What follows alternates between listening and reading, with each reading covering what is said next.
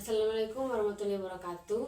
Selamat pagi, perkenalkan nama saya Borno Selviara Penjangan dengan NPM C1B025035. Saya dari Prodi Manajemen kelas C.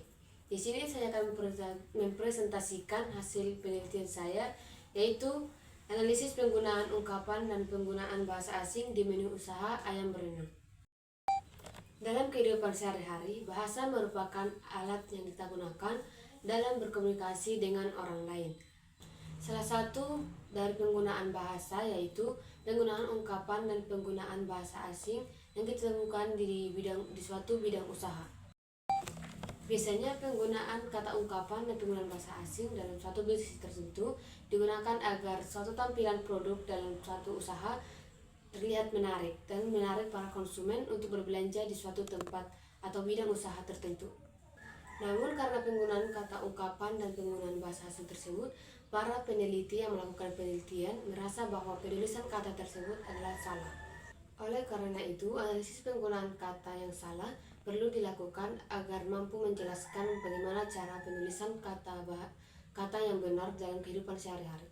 Ayam berenang pada dasarnya adalah oksimoron atau ungkapan ironis yang berfungsi untuk menarik perhatian pelanggan, yang dimana ungkapan ini menciptakan rasa penasaran bagaimana mungkin bahwa ayam bisa berenang. Tapi pada hal ini mungkin saja mengacu pada ayam yang dimasak dalam kuah atau saus yang melimpah, atau merujuk pada keunikan metode pengolahan atau hal yang lain.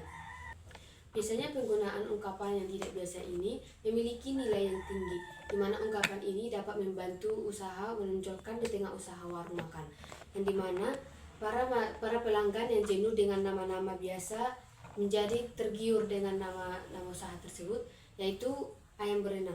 Karena itu mungkin pelaku warung tersebut menggunakan ungkapan tersebut untuk menarik perhatian pelanggan, sehingga pelanggan ingin membeli makanan dari dagangannya tersebut.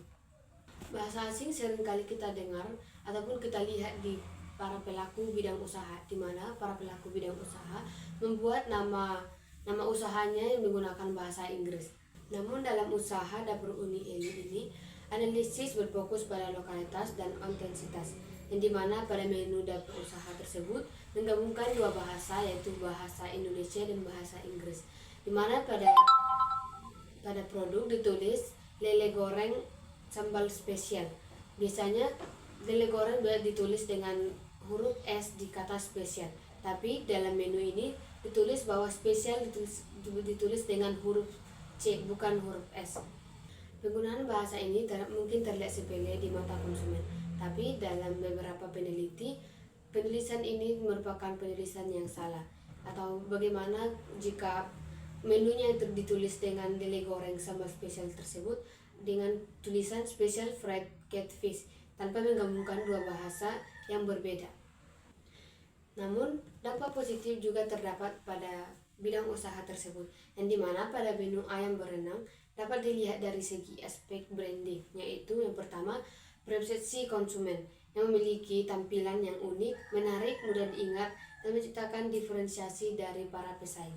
Yang kedua, target pasar lebih cocok untuk pasar muda, sehingga banyak mahasiswa yang tertarik untuk berbelanja ataupun makan di tempat tersebut.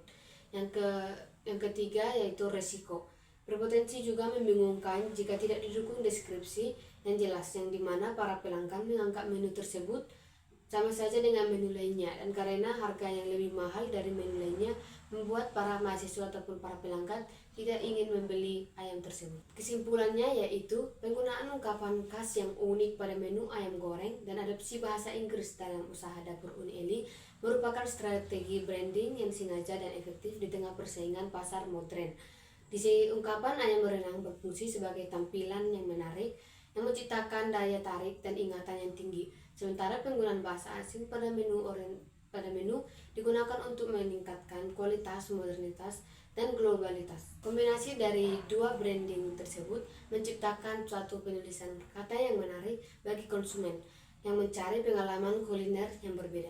Namun dari segi penelitian, bahasa asing yang dipadukan dengan bahasa Indonesia tersebut membuat peneliti bahwa hal tersebut merupakan hal yang salah dalam pembuatan nama pada menu makanan.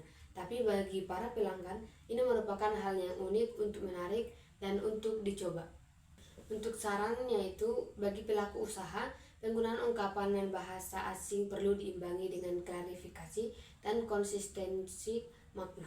Deskripsi ini harus jelas, juga keunikan nama tidak menimbulkan kesalahpahaman produk, pertimbangan untuk tetap memprioritaskan bahasa Indonesia yang benar dan baik pada komunikasi formal bagi perusahaan.